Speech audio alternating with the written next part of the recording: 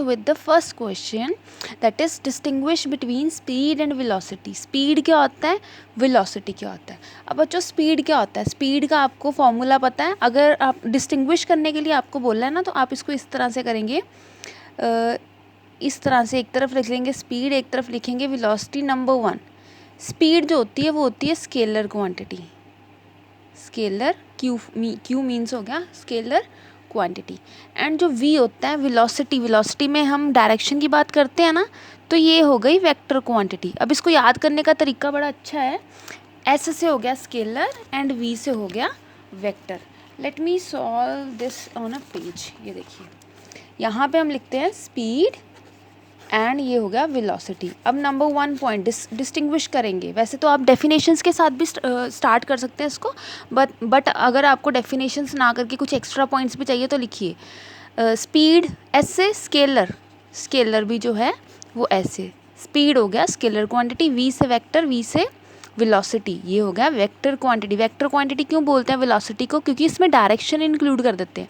ठीक है. नंबर 2 पे हम देखिए स्पीड का फॉर्मूला क्या होता है, v equals to distance upon time.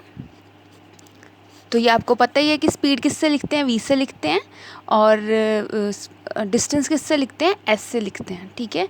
अब वेलोसिटी क्या होता है, वेलोसिटी क्या होता है डिस्प्लेसमेंट ओवर टाइम. वेलोसिटी क्या होता है डिस्प्लेसमेंट ओवर टाइम.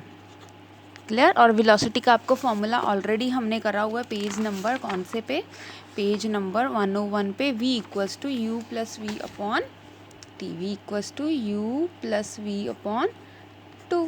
ठीक है. ये एवरेज वेलोसिटी का फॉर्मूला था.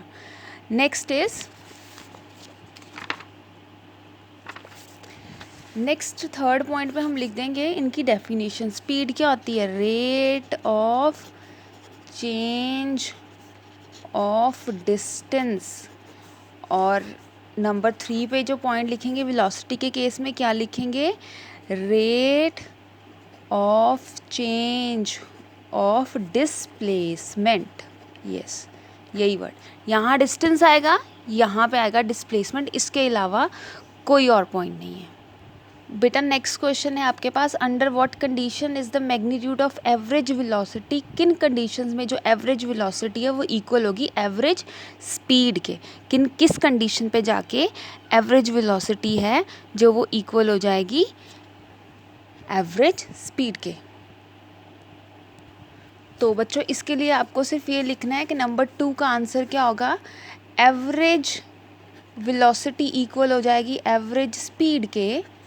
कब, वेलोसिटी कौन मेजर करता है, डिस्प्लेसमेंट. मैं रनिंग हैंड में लिख रही हूँ, थोड़ा सा स्पेलिंग्स इधर उधर हो सकते हैं. एवरेज स्पीड, स्पीड कौन कैलकुलेट करना है, डिस्टेंस. तो जब डिस्प्लेसमेंट हो जाएगी ना डिस्टेंस के इक्वल, देन हो जाएगा average velocity equals to average speed. आप अपने आंसर को इस तरह से भी लिख सकते हैं. राइटिंग थोड़ी सी अच्छी करनी पड़ेगी, मैं थोड़ा रनिंग हैंड में कर रही हूँ ताकि वीडियो थोड़ा लंबी ना हो जाए. तो ये आपका था सेकेंड क्वेश्चन का आंसर.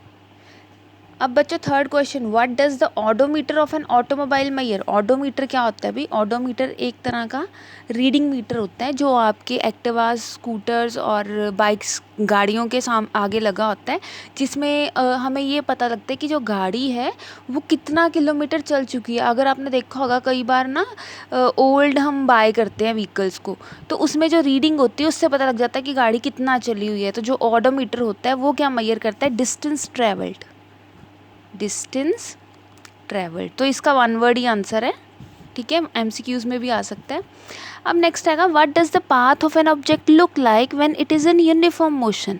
अब कोई ऑब्जेक्ट जब मूव कर रहा है यूनिफॉर्म मोशन में तो उसका पाथ कैसे होगा. ये देखिए पाथ ग्राफ से शो करेंगे हम इसे. यहाँ पे क्या हो जाएगा, यहाँ पे हो जाएगा टाइम और यहाँ पे हो जाएगा डिस्टेंस. अब देखिए हमने यूनिफॉर्म मोशन की बात करी है. यूनिफॉर्म मोशन क्या होता है, यूनिफॉर्म मोशन होता है equal distance in equal interval of time. Equal interval of time. तो ठीक है, टाइम आ गया, सपोज करो 1 hour, 2 hour, 3 hour, 4 hour, 5 hour, और यहाँ पे 1 किलोमीटर, 2 किलोमीटर, 3 किलोमीटर, 4 किलोमीटर. तो जब ऑब्जेक्ट ने मूव करना शुरू करा, हम बात कर रहे हैं कि यूनिफॉर्म मोशन का ग्राफ किस तरह से बनेगा. अगर कोई ऑब्जेक्ट यूनिफॉर्म मोशन में है तो उसका पाथ किस तरह का होगा. अगर कोई ऑब्जेक्ट यूनिफॉर्म मोशन में है तो बच्चों उसका पाथ जो होगा वो होगा स्ट्रेट लाइन. ठीक है। 1 किलोमीटर 1 घंटे में अगर उसने 1 किलोमीटर कवर करा है तो दूसरे घंटे में दूसरे आवर में वो कितना कवर करेगा, वो 2 किलोमीटर्स कवर करेगा। तो इस तरह का जो ग्राफ आता है वो आता है यूनिफॉर्म मोशन के लिए। यूनिफॉर्म मोशन के लिए जो ग्राफ आता है वो आता है straight line. ST means straight line. Now students, we are here with the question number 5.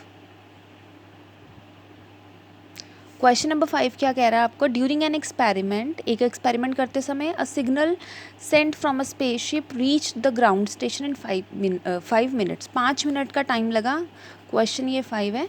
Time था हमारे पास 5 मिनट का, एक्सपेरिमेंट हो रहा था कोई, और सिग्नल को ग्राउंड स्टेशन पे पहुंचने के लिए स्पेस से लगे 5 मिनट। टाइम लिख दिया मैंने। What was the distance, what distance, तो डी हमें फाइंड करना है, डिस्टेंस हमें फाइंड करना पड़ेगा। And the signal travels at the speed, speed कितना दिया हुआ है, स्पीड दिया हुआ है हमें 3 × 10⁸ मीटर पर सेकेंड। तो ये 3 चीज़ें दी हुई हैं, डिस्टेंस, स्पीड एंड टाइम। अब आप देखिए इनको सोच कर कि क्या आपके पास कोई ऐसा फॉर्मूला है जिसमें स्पीड भी आ रहा है, डिस्टेंस भी आ रहा है, टाइम भी आ रहा है। येस, आपके पास फॉर्मूला था जिसमें आपने ये किया speed equals to distance upon time. अब हमें फाइंड क्या करना है, डिस्टेंस फाइंड करना है, तो स्पीड टाइम के साथ मल्टीप्लाई हो जाएगा, d equals to s multiply by t। ये मैं शॉर्ट फॉर्म में लिख रही हूँ। और स्पीड कितना है हमारे पास 3 × 10⁸। टाइम कितना है 5 मिनट्स। देखो यहाँ पे आप गड़बड़ कर देते हैं बच्चे, यहाँ पे मीटर पर सेकंड था, सेकंड का यूनिट क्या होता है, टाइम हो रहा है ना, तो ये मीटर को, मिनट को भी हम किस में कन्वर्ट करेंगे, सेकंड्स में कन्वर्ट करेंगे। तो मिनट को अगर सेकंड में कन्वर्ट करना हो तो हम 60 से करते हैं मल्टीप्लाई, 5 × 6 = 30 और ये आ गया 300 सेकेंड्स। ठीक है, इस तरह से सॉल्व हो जाएगा हमारा।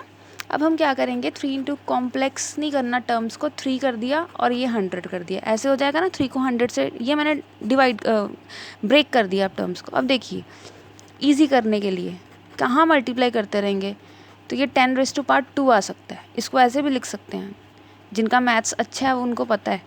3 आ गए नंबर्स, और ये 10 वाली पावर वाली चीज़ें मैंने कर दी इकट्ठी, ये आ गया 3 × 3 = 9। अब देखो basis same, power ready, base same है, 10 है, पावर कितनी है, एक तरफ 8 है एक तरफ 2 है, तो क्या आ गया 8 + 2 10, तो ये 10⁻10 आ गया और मीटर आ गया।